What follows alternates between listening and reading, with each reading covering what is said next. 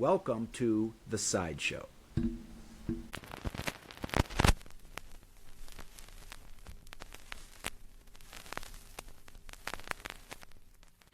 All right, welcome to The Sideshow. Mark is going to be kicking off this episode. So, Mark, why don't you tell everyone what we're going to be talking about today?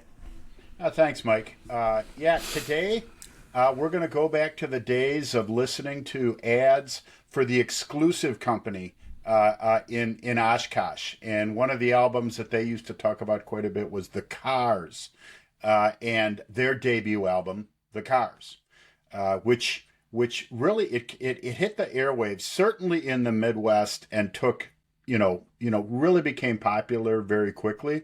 But the Cars had actually been growing in popularity, especially in New England, for some time.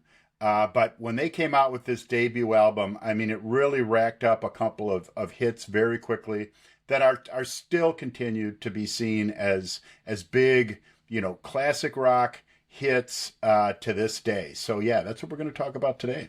I can still remember the commercials on WAPL with Mr. Gianvetti. Yes, from the Exclusive Company. Yes. Say it with me, The Cars.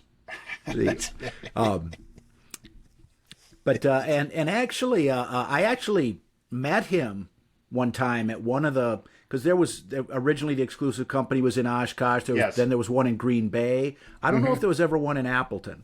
But there's one in Madison, as I recall, and at one of those I was there. I think we went to the Exclusive Company in Green Bay before a Molly Hatchet concert when we were in high school, and to get our albums signed because the band was there before the concert, and maybe it was then. I don't know. I think Tom ended up with my copy of that debut album through some transaction that I can't remember, but no, those were the days where, because in Appleton you didn't start high school till 10th grade, sophomore year, and that summer of 1978, which I believe is when this album was initially released, a lot of stuff going on. And I can going to keg parties in high school. You heard the Cars. Oh yeah, you heard the Cars absolutely. a lot. Well, and that's really kind of the looking at our life and listening to music. This album was released and this band came out. This was their debut album. This band became very popular at a time when we were really starting to music was such a big part of your life. Your all the activities and entertainment things you're doing with friends, whether it's you're driving to school or hanging out after school, even times listening in the lunchroom, or you go down to the someone in the library, the band class has got a place where they're playing some records. Even in school you heard a lot of music, and then of course every party and at home in the evenings, a lot of music, a lot of albums. And, which ones were hot and popular, and also a lot of, check this out, someone had picked up a copy of this album, and then, let's listen to it. And, listening to a side or two of, albums when someone had made a couple purchases at Pipe Dreams or Beggar's Tune or that type of thing. Listening to new music was a big part of what was going on, as well as, whatever the regular rotation at WAPL happened to be and what they were spending a lot of time on. And they certainly spent some time on this album. And this was the time of life when albums started to become somewhat important in what we were doing. Well, and what was going on musically at that time? Because this was one of the first records that was really big in popularity, that was kind of new wave music. Yeah. Just, there was kind of like, it was bass heavy, had pop sensibility, but a little sort of rebellious streak as well. But very accessible.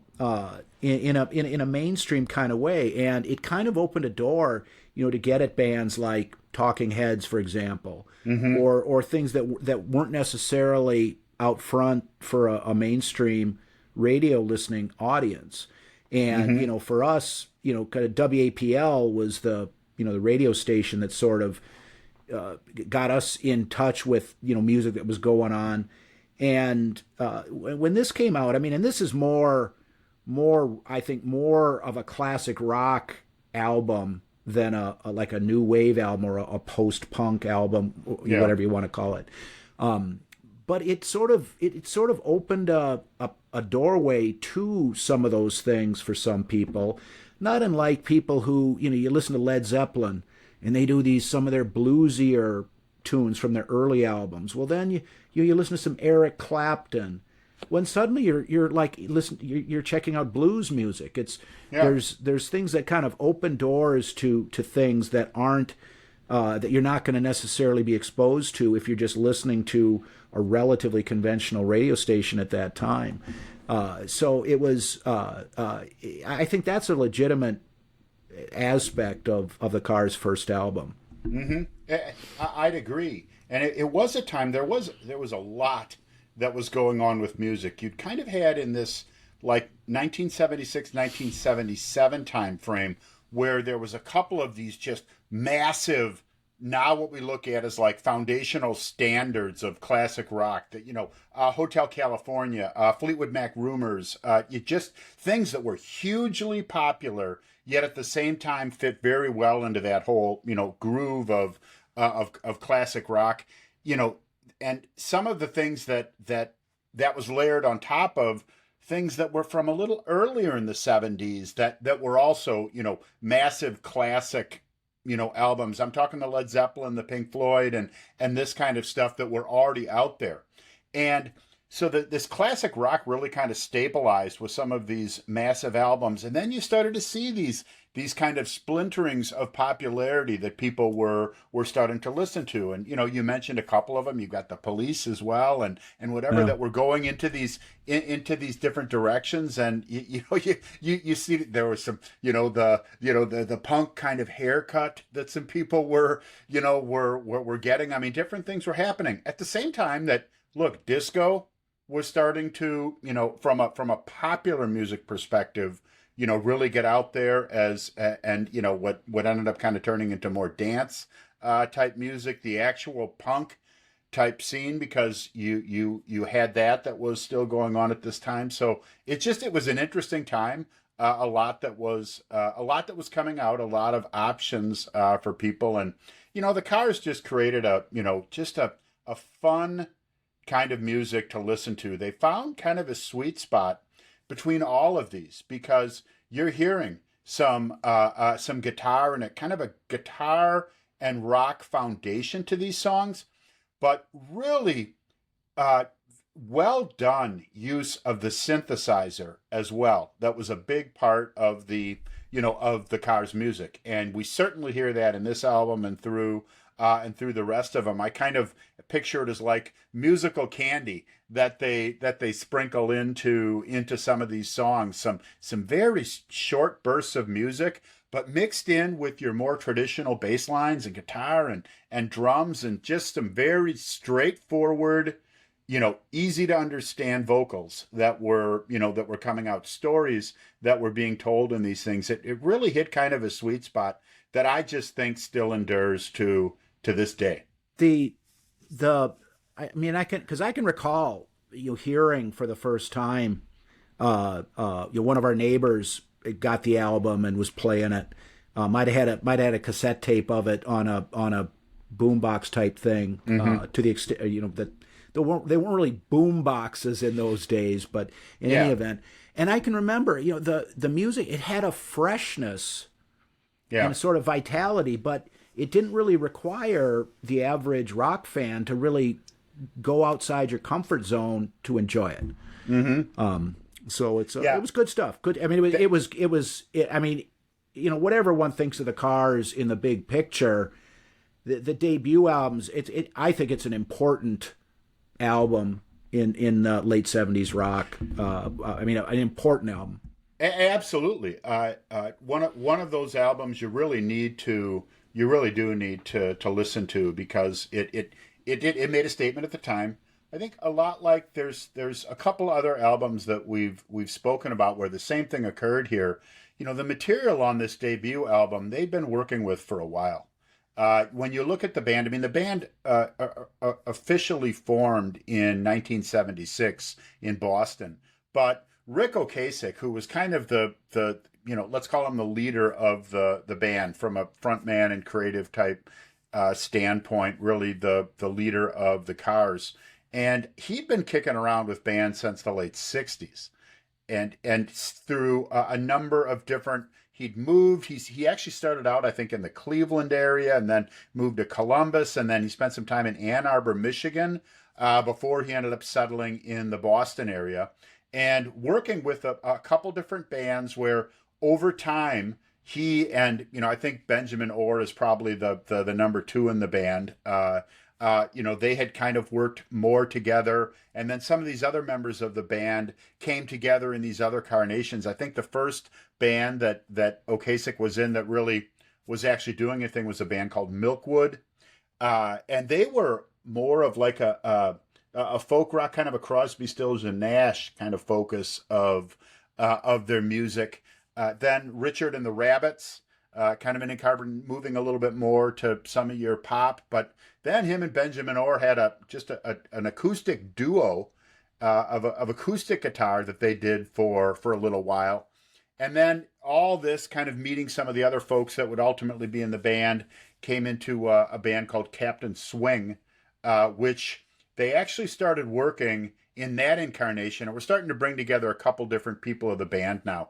Elliot Easton and Greg Hawkes, and ultimately their drummer David Robinson, and it was that band that eventually became the Cars. David Robinson, the drummer, he had previously played in a band called the Modern Lovers, which the head honcho in that band was a guitar player named Jonathan Richman.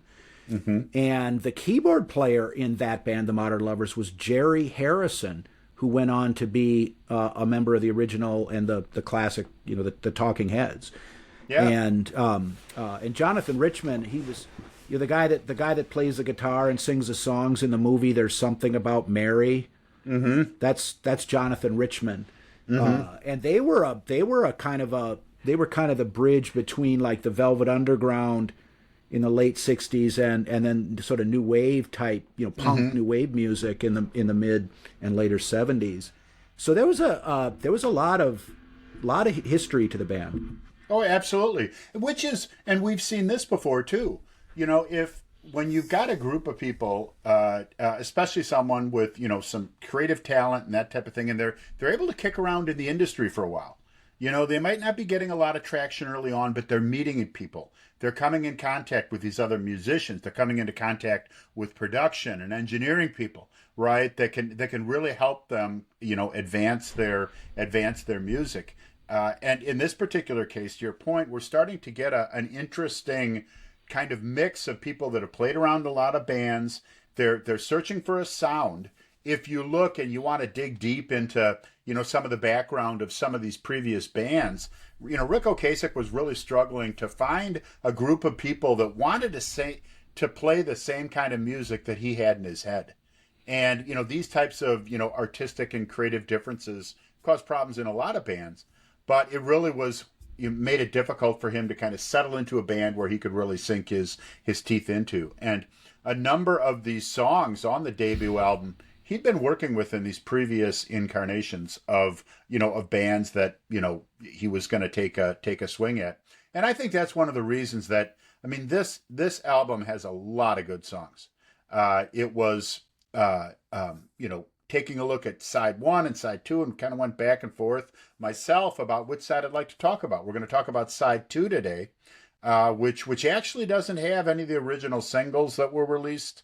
The original singles, some of them ultimately came out afterwards. So wouldn't necessarily be the first choice. Some of the most popular songs came off side one, but nothing throwaway on side two either. So that's why we're gonna talk about that today. But again, this idea that they'd had this material for a while, and they'd been able to put together, even before they had a record contract, a fairly good professional demo of a lot of this material that they'd had, to the point where there was some local DJs that were actually playing from their demo on the local Boston and New England radio, which started to get them a following before they ever had a record contract.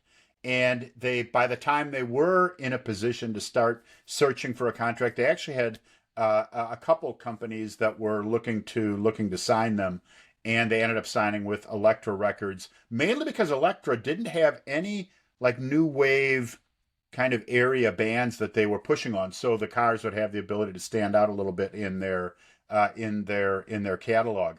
But they were actually in a position to be able to choose from these record companies, and a lot of that was because they had a pretty well put together demo. They were starting to get some traction on that, and finally they had the ability to work through a lot of this material in front of live audiences before it was ever actually put down and released on an album, which is another kind of trait that we've seen with a lot of bands that are really able to come out with a solid debut, because they've had that ability to work through and really get some feedback and reaction and kind of hone the material to make it really great right out of the gate.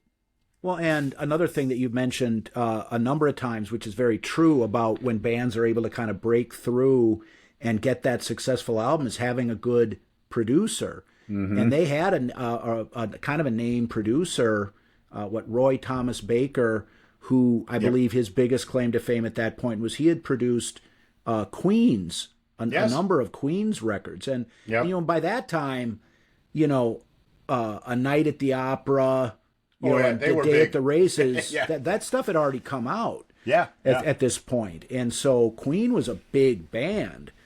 I mean, an internationally, successful band at that time. So the record company gave, they ponied up for a decent producer for this debut album of the Cars. Yeah, absolutely. And that also is a testament to how far along they felt the material and the band actually was.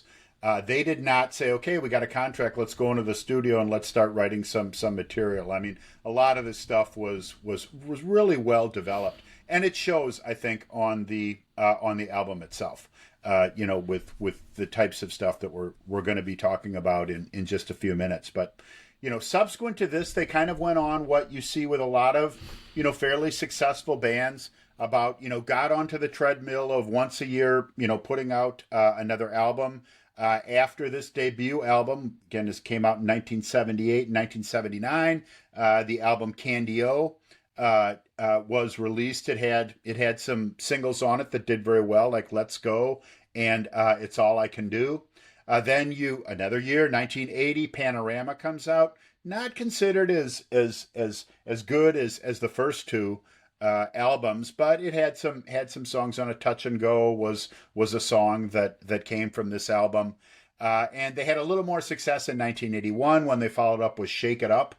And that had songs like Since You've Gone and Shake It Up on it, which continued to be just big hits for the band. And they did pretty well. And they took a little bit of a break and then came back in 1984 with Heartbreak City, which had You Might Think, Magic, and Drive on it. All very big hits at the time. And at this point in 1985, they were able to release a Greatest Hits album, which was packed with a lot of good hits from these albums. And that really was kind of, when you look at the successful release of the band, was really kind of the end point there. They released some other material after that. Nothing really hit that point. And the bands were starting to work on some individual material. And, ultimately by 2000, Ben Orr died.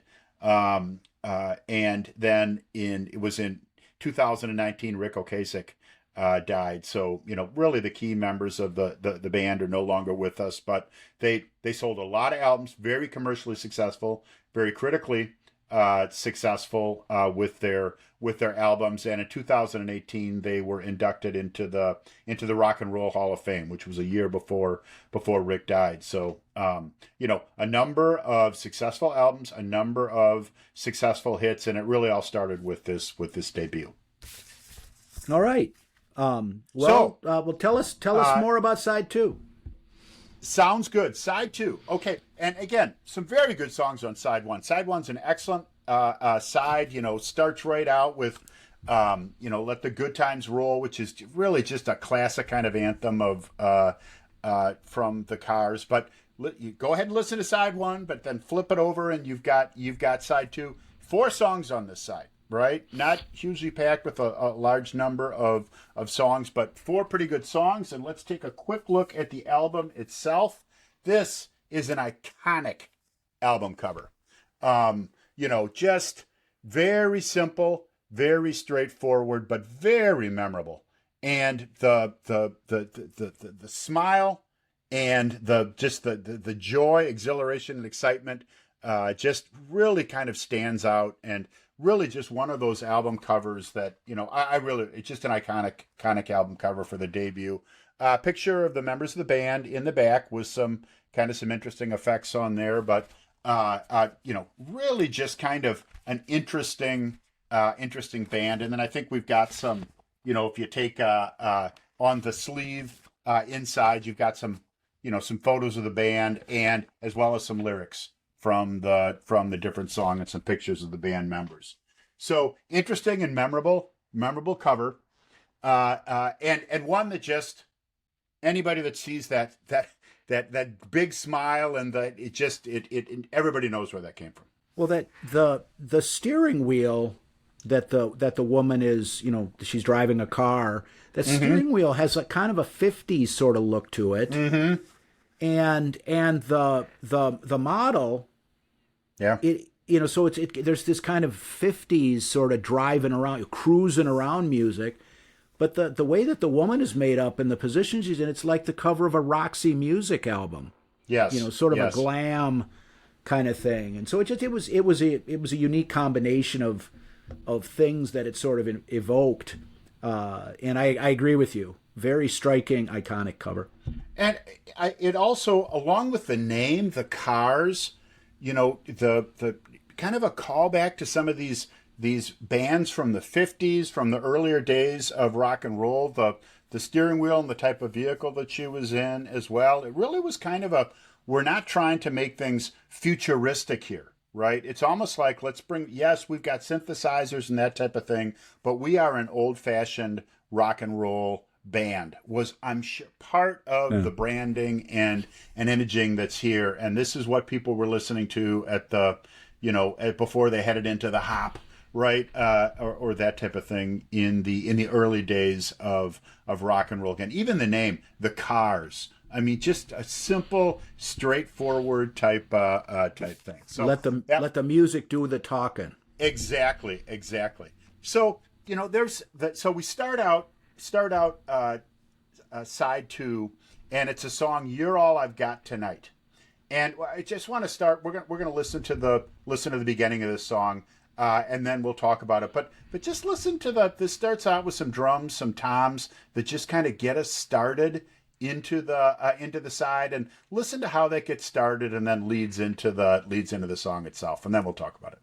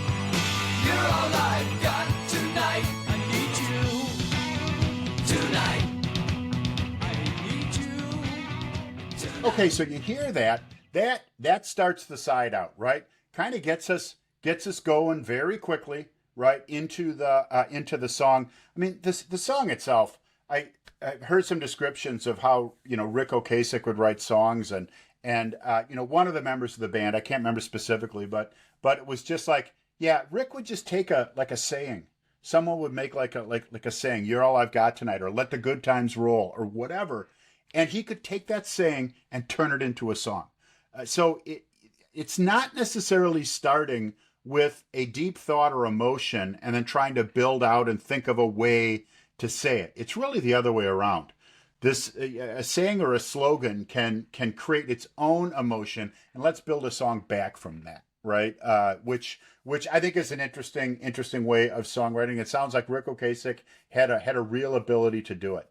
And there's, I've kind of read a number of different interpretations about what this could be meaning, but "You're All I've Got Tonight" is fairly straightforward. This is like, look, maybe, there's some reasons why I may not want to be with you, but you are all I've got tonight. Kind of a "you'll do for now" kind of philosophy that. A lot of reasons why this might happen. People might find this situation at closing time in a bar. People might find themselves in a relationship they've been in for a long time. And, maybe there's problems or difficulties with it, but at the end of the night, these are all each other have. And I get more of that. If you look at the lyrics of the song, there's a lot of things that, like, they have a history. Right, this whoever he's speaking to has some type of history. You can knock me and I don't care. You can mock me and I don't care. You could rock me just about anywhere. It's all right. This sounds like this person is used to some of the abuse or toxicity that they're speaking of. Or it could be more of the I used her, she used me, but neither one cared. We were getting our share. Yeah. Exactly. That's sort exactly. of that's what I mean, because it's not a. There's some negativity. If you hurt me some more, I don't care if you use me again. There's some fairly accusatory lyrics, but on the other side of the coin, it's like, hey, beats the alternative. And exactly, and it's also there's several times "I need you tonight." It is. This is not like I guess. Or whatever. There's absolutely a the need. Singer has need. It's the singer's need. It's not like, oh, I guess I'll go through the motions. Yes. For you. No. Yeah. The singer is the one who needs. Yes, and so, like I say, there's a lot of different situations that people could potentially find themselves in where, look, you're all I've got tonight, and. From that point, it's important that we keep this going, and that at least for tonight we stay together. And I think they do this is an example. I talked a little bit earlier about this whole notion of some of the noise candy that they do a good job of sprinkling in. You've got you start out with these drums, this kind of that gets us going, and then some guitar. Kicks in and then the vocals, which are always very straightforward and powerful. It's, I don't care. Yeah, they're not easing you into the situation. It starts right away with some emotion and feeling, and then there's like guitars that kind of are interrupting the words and the flow. Da da da da da. They kind of leap in. And they do that not just with the guitars, but different synthesizer effects. But it doesn't come off as random and sloppy.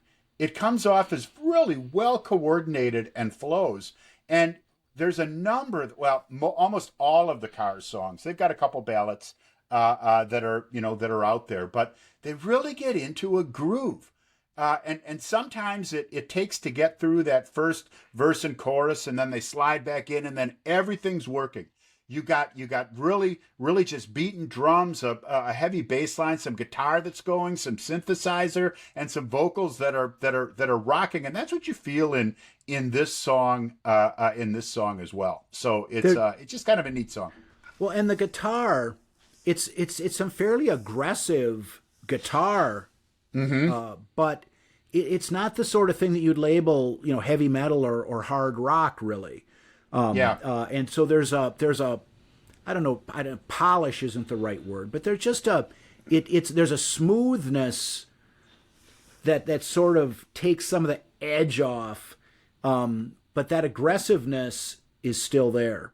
Yeah, absolutely. It's good. It's a very effective guitar sound.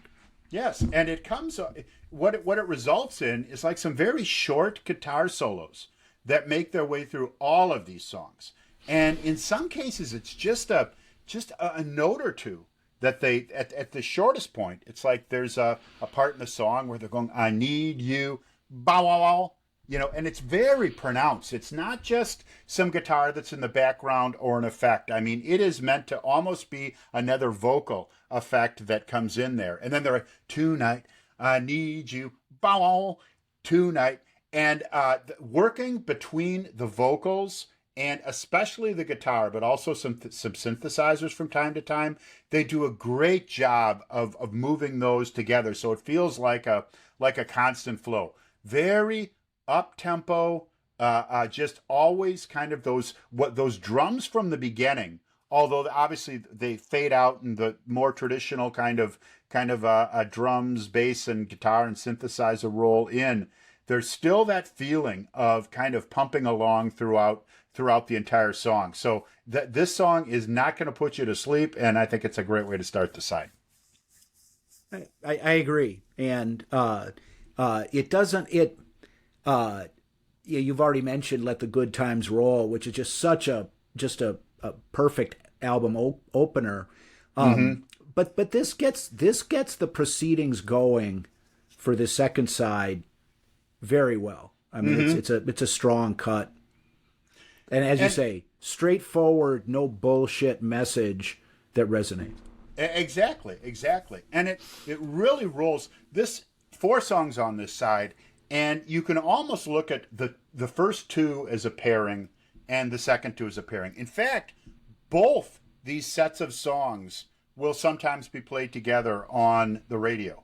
The kind of, you see this where songs just kind of flow into the other, and you kind of get in a habit over time of listening to both these 2, especially the second 2. You often hear the second 2 on the side, but these as well, mainly because the song ends and you move just immediately into song 2, which is a song called Bye Bye Love. So I actually want to play that transition as we come to the end of You're All I've Got Tonight, and then how quickly it rolls into Bye Bye Love, and then we'll come back on the other side. Sounds good. You're all I've got tonight. You're all I've got tonight. You're all I've got tonight. I need you tonight. I need you tonight. I need you tonight.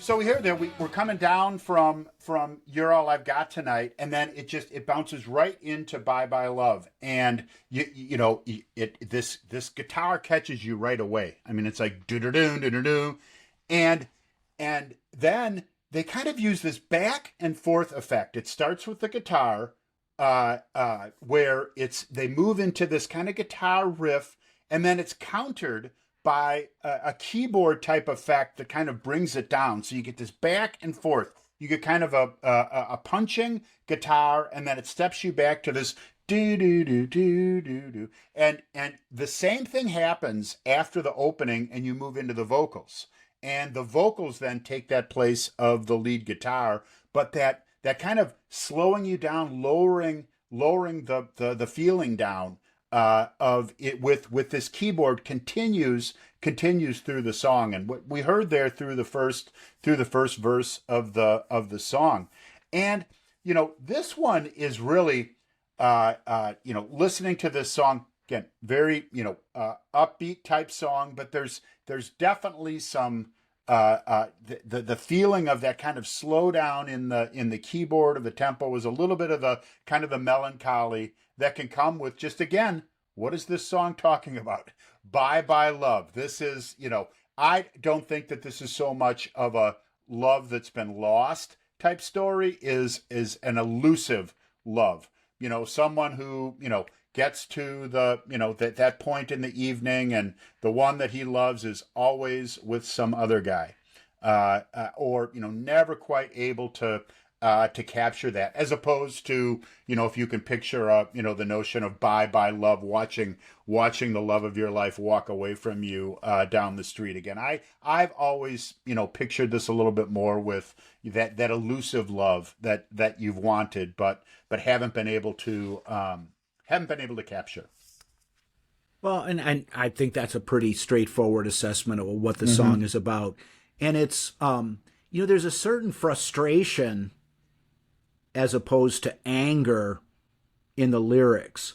That's sort of like, look, I've had enough of this, without, it's not humorless anger. It's more of a sort of, hey, I can see the forest for the trees, a sort of frustration. And the song it's there. Some of the bass playing in this song is kind of aggressive. There's some little transitions in there where they fill in with some fairly thumpy bass. Yes. That is not unlike like some of the English new wave bands that had this very aggressive, like Gang of Four, for example, very different sound than the Cars, but a kind of an aggressive bass. And this song, perhaps more so than any of the others on the whole album, the whole Cars album, has that sort of aggressive new wavy bass sound. Well, and I think we'll hear that. I want to play another clip from the song. And to your point about frustration, how frustration comes through in this song, this is they basically repeat the words from a previous verse, but it's really amped up. And listen to the singing here as we're kind of talking about substitution, mass confusion, this type of thing that is being experienced by the singer, and how this leads us to the kind of the conclusion of the song. So let's listen. Substitution, mass confusion, comes inside your head. Well, fire all my energies until your wheels are dead. With your eyes porcelain and a blue, they shock me innocence. You think it's so illustrious, you call yourself intense.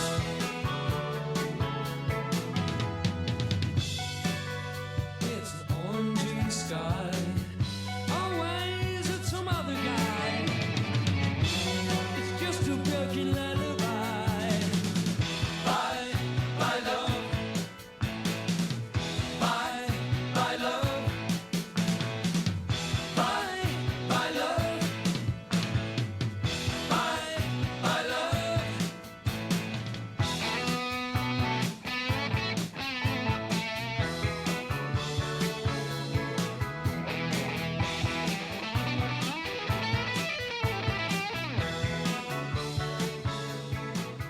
So again, a great example of a song. You listen to this, and I mean, there's we talked about the bass is, but there's a lot else that's going on this song. Again, a lot of this, musical candy is the only way that I can do it. There's and it's not just a lot of sound effects. These are thoughtful musical pieces that are placed in. There's a lot of them and they're relatively short, but they flow really well together. It's not like someone's just putting a bunch of random sound effects into a song, but there's a lot that's going on. A great example of some music that is entertaining to listen to with the headphones on, and you can focus on all the little things that are happen around you while you're playing it. Well, there's no question that the singer is more frustrated when he sings that second time around Yes. with substitution, mass confusion, clouds inside your head. Yeah. So I can't take much more of this shit, you know. Exactly. Well, and it's kind of, I think it's a lot about the Cars that, you know, it's like let's amp this up a little bit, right? Not necessarily we don't need to turn the volume to 11, but let's just let's get this moving a little more, right? The type of music, you hear that in a lot. This is it's the tempo is upbeat, the songs are moving. They're from a wide variety of things, but it's like, yeah, let's keep this amped up. Let's keep people paying attention. Let's keep this moving. And you're right. I chose that part for a minute because there's plenty of emotion when this guy's what this guy's got going on inside of his head. Well, and you know, there's a difference between a flat performance and an energetic performance. Yes. You know, it's not necessarily the material or the volume. I mean, Yeah. there is a difference between a flat performance of the same material and as an energetic performance of the same material. Yes. And when you can kind of take what's already a fairly energetic performance and then amp it up a little farther, people can tell, and it changes how the material affects the listener. Mm-hmm. Even if it's the exact same song, exact same arrangement played by the exact same band, there's a difference between a flat performance and an energetic performance, and there's a difference between an energetic performance and a really energetic performance. Yep. Well, I mean, I never had the opportunity to see the Cars during around this time. I did, and you were there, weren't you? When we saw the new Cars with Todd Rundgren, and as he took the Rick Ocasek role. Yeah, exactly, I was there. Exactly. I was there. And I mean, that was an energetic concert. You know, and it's part of having just straightforward music. You know, when you're at a live concert experience, one of the things that makes it great is if people can sing along and can, you know, understand what the heck the band is doing, because then it becomes a shared experience for everyone. And that was certainly the case with this music. They did a good job of playing the music through, and Todd Rundgren did a great job with the vocals. But the music itself just keeps moving. And when you want people in the crowd to be be jumping up and down and singing along, this music lends itself very good. And that was a great concert experience. I felt in watching that. So from there, the third song, now this actually, as far as like energy and dancing type feeling, this is probably the least of anything on the side. It's also, though, it's my favorite Cars song. It's called Moving in Stereo. It's a little different from these other songs in the way that it doesn't have as much different type of activity to keep it rolling. It's kind of a deeper, darker kind of sound to it that we're going to be hearing. It's got just a very straightforward and really just completely repeated type riff, which is actually synthesizer, that we're going to hear throughout the entire song, and then they layer in a really strong kind of bass line underneath it. The song starts out very quietly, but as it moves in, there's this kind of frequency adjustment modulation going on as you're getting kind of this kind of a weird otherworldly type type feel as the song comes in, and then it starts with some some guitar and some of the synthesizer and the bass that comes in. So let's hear as this gets started, right? This riff that we're going to kind of hear through the song and some of the first verse, and then we'll talk about it on the other side. Life's the same, I'm moving in stereo. Life's the same, except for my shoes. Life's the same, you're shaking like tremolo. Life's the same, it's all inside you.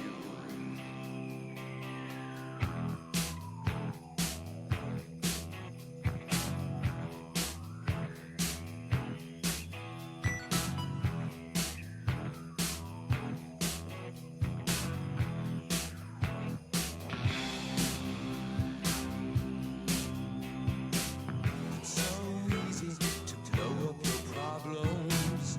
It's so easy to play up your breakdown. It's so easy to fly through a window. It's so easy to move with the sound.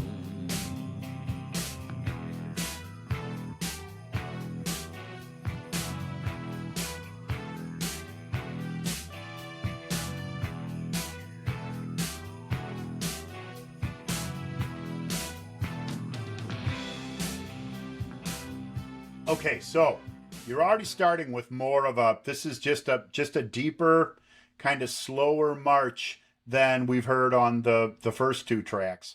But it's also pretty intense. The way it kind of catches you. The song itself, moving in stereo. I never thought too much about this song at all. To me, it was always about being high. That life is just different, right? There's not necessarily more life. You're just perceiving it differently. Much like you can listen to a song on a handheld AM transistor radio, and then you can listen to a song through a good stereo with headphones on. Same song, very different perception that you're hearing. And when you're moving in stereo, when you're living life in stereo, that is always what it meant for me from the very first time that I heard this song until to this day. Now, you can do a little bit deeper inspection of these lyrics and find maybe a different, some different ideas, but that's what it was to me. Well, I think that, because let's face it, the late 70s, a lot of people were smoking pot and listening to rock music. That was just something that was going on. And I would say that this is the only song on the entire album that you can really say might be kind of a stoner tune, just with the way that the sound and the music comes in, and when you hear this song and other than that concert that you talked about with Todd Rundgren, I never saw the Cars when they were in their heyday. But you can imagine that when they performed back then, when they had some of their first big concert tours, when moving in stereo would start, you're just up on stage, or the keyboard player would be doing his thing, and then this and that, and almost like someone would be like moonwalking. Yeah. And not that this was anything like Michael Jackson or anything, but just it had this otherworldly air about it that sort of fit neatly into the stoner way of looking at things in terms of music. Yes. And I've read some reviews and feedback of this song that can talk about disconnection from reality. In other words, what you're hearing or thinking inside is different than what's going on. About anxiety or mental illness. That can go on, or denial of things. You can dig into a lot of these things. I just think that the idea of there's some things that are going on that may not be what they seem, or I'm seeing what actually is and it's brilliant or whatever. But this idea of, look, mono, good music, stereo, great music, right? I just, I'm moving in stereo. And if I think I've used that term in my life when someone's like, how you doing? It's like, I'm moving in stereo. Yeah, things are good. Now there are some things when you really, kind of look at it, it's like, where are they going with this? I mean, it's so easy to fly through a window, and it's that can just be kind of the experience that you may be on. There's some people that have talked about, is this, kind of a suicide type thing that they're talking about. I don't get that deep into it. I focus a lot on that riff that is very central to the song. Well, and the fly through a window, the person's high on LSD and they think they can fly and stuff like that. Yeah. I mean, there's certainly that, but I don't know this song. While there's definitely, it alludes to the darker side of things. I mean, just the tone of the song it's not the brightest song on the record, but it's not a caustic. What's the right word? Denouncement of. It's not something that's like you guys, you young rock and rollers shouldn't be getting high so much, and you've got to watch yourself, and that's not what it's about. But it does kind of allude, it's so easy, it's tough to get up. It's so easy to fool with the sound. Yeah. So there's a certain cautionary aspect to things, but and whether it's talking about getting high or feeling sorry for yourself or being lazy or whatever it might be, there's all sorts of different things that it could be talking about. Whereas moving in stereo is the way it's supposed to be, as opposed to just the way you feel when you're trying to get away from it. Yeah, exactly. I mean, now I don't want to get too, because I don't know if that sort of ambiguity is necessarily in the lyrics, but in any case, it's not a downer. No, it's not. No. I mean, it's kind of it's cool. It despite is. the cautionary aspect of some of the lyrics. And it really is, in the end, though, it's the music and this sound that dominates this song more so than any messaging of the lyrics. Although I think that the lyrics fit in very well with how the song ends up rolling out. I'm going to play another clip from this, and it'll be more towards the end when we're ramping up and we're really hearing this riff get much stronger bass underneath it, and add a little power into it, and how the song really starts to kind of reach its climax with this this sound. So let's listen to that and then pick up the end on the other side.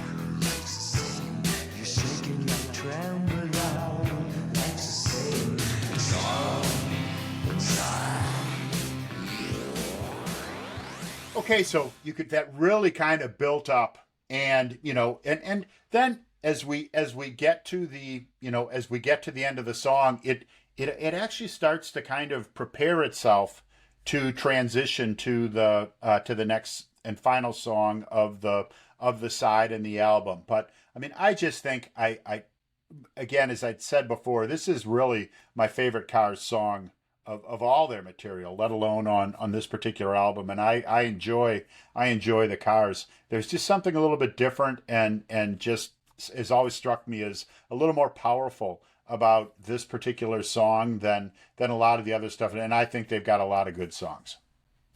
Well, and it's, I mean, just to go back to something you've already said, it's about all of the songs to some extent, and to this, and about this song in particular, is that it doesn't, I mean, you can make it seem deeper than it is, but it's just a fairly simple idea. You listen to music, and most people that listen to music, from our era and forward, it's usually in stereo. You don't have a lot of mono. Yeah. And like I'm moving in stereo, like the girl on the roller skates in Dire Straits' Skate Away, Yeah. No fears alone at night. She's sailing through the crowd, and the phones are tight and the music's playing loud. It doesn't have to be any more complicated than that in a lot of ways. Yeah, exactly. So and with a very straightforward kind of message here, it is the music that carries the day, and I just think it's an interesting, unique song that I've always liked to listen to from back in the late 70s to this day. So we transition, and as I said before, these two songs, Moving in Stereo and the final song on the side and on the album, all mixed up. These two songs are often played together, right? Rolls with one. And as I said, you kind of start to feel a transition at the end of Moving in Stereo, that they're getting ready to set something else up. So the fourth song is called All Mixed Up. As we're going to see, as we've talked about on a number of these songs, fairly straightforward. This guy is talking about relationships, and in this particular case, he's talking about from a number of different aspects about a woman, and he finds that this relationship and his feelings and his interactions with this woman are all mixed up, and you kind of hear a little. Yeah, exactly. Go figure. It's, clearly Ric Ocasek has experienced what most of us have in trying to figure out the fairer sex, that, it doesn't always work. Like, they don't always think like we do. And so, the feelings and some of the emotions, and they do a good job.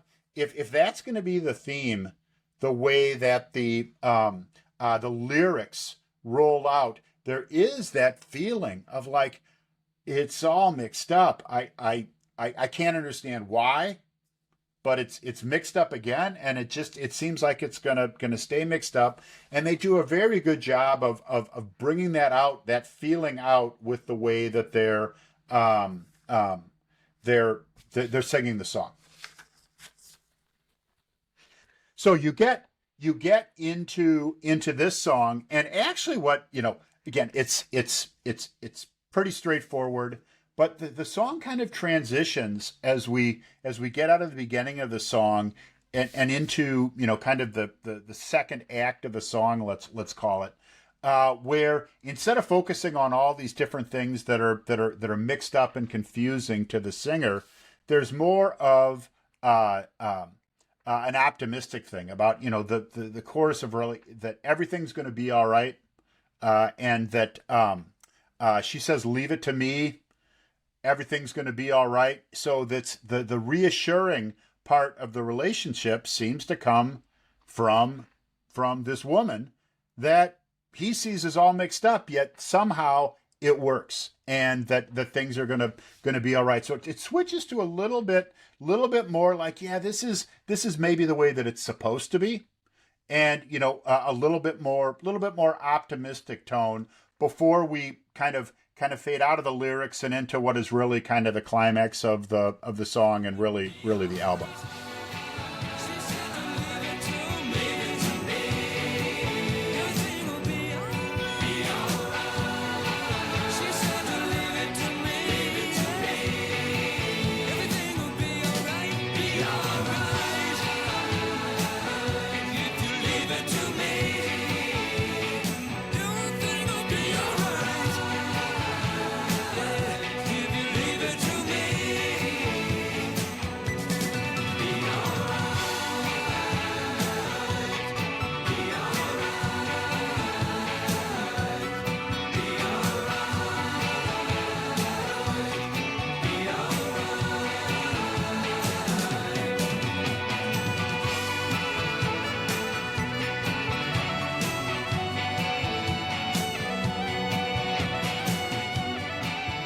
Okay, so you hear there, we're getting into the what is the climax of this song, the side, and the album, and really a lot going on there, including, which you don't hear in a lot of Cars music, was a saxophone solo that comes in towards the end, which is really unique in a lot of their music. But it's very clear, although this song was not out there as a big single.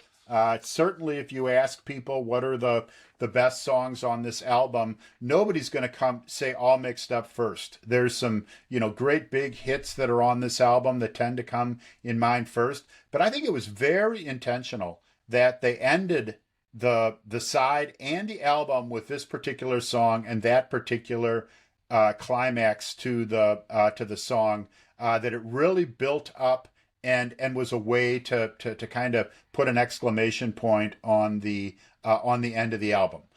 Just a lot going on there, and just kind of a closeout. It kind of seemed to get away from the theme and feeling of the song, and really just draw kind of to what you'd expect to see kind of at the end of a concert, where everybody's getting in and jamming, and we're waiting for that last kind of thump, and it had a little bit of a feel to that based on how it was built up, and not just the end of this song, but the end of the album for people that were listening to it. And I agree that the sort of the it's all mixed up parts of the song have more of that new wavy sort of feel to them, whereas at the end, she says to leave it to me, everything will be all right. It's a different tone, just a whole different feel to the song. Those parts of the song, in my opinion, just have a whole different feel. And I tend to, while on the one hand that seems, everything will be all right, just leave it to me, has some hopefulness to it, some, kind of a little light coming through a break in the clouds, or however you want to look at it. But I also tend to think, he's the singer is sort of, she's always out making pictures, always making scenes. She's always out the window, this and that. And she tricks me into thinking, I can't believe my eyes. I wait for her forever, but she never does arrive. Those are, so that's what this guy is getting from her. And what she's telling him is, just leave it to me. Things will be all right. Yeah. But that's sort of like, well, leave it to you. Well, I know what I'm going to get from you. Yeah. Because this is what I've been getting. And so I think that there's the way I interpret the lyrics is he's sort of like, here's who I am. You don't like it? Take it or leave it. You know? Well, and this was from Rick Ocasek, who ended up, kind of marrying a couple model type women in his life. Maybe he was drawn to these women that were getting their pictures taken and that type of thing. I agree with you, Mike. In fact, the song actually kind of sounds like that. They do a very good job. You've got the lead vocals that are talking, everything will be all right. But then there's a kind of a chorus of all the other singers that are like, leave it to me. It's kind of pulling back and forth a little bit between the lead vocals, and then the backing vocals seem to be tugging in different directions almost. So, just kind of an interesting way of pushing that forward. But the bottom line is it ends up in, this kind of, climax to the song and the album. And I mean, which just, it works well.